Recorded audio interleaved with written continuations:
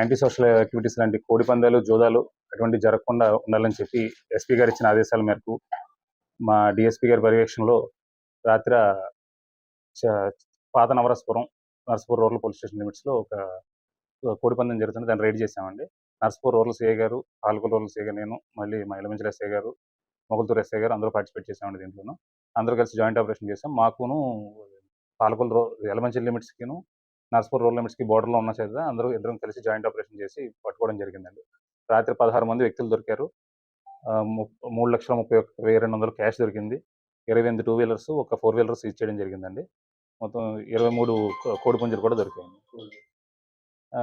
ఈ పత్రికా సమావేశం ముఖ్యంగా నేను ప్రజలందరికీ తెలియజేసుకుంది ఏంటంటే, ఏదైనా సరే ఇలాంటి యాంటీ సోషల్ యాక్టివిటీస్లో ఇన్వాల్వ్ అయితే కనుక కేసులు కట్టించుకోవటం, వాళ్ళ కెరీర్ పాడు చేసుకోవద్దని తెలియజేసుకుంటున్నాను.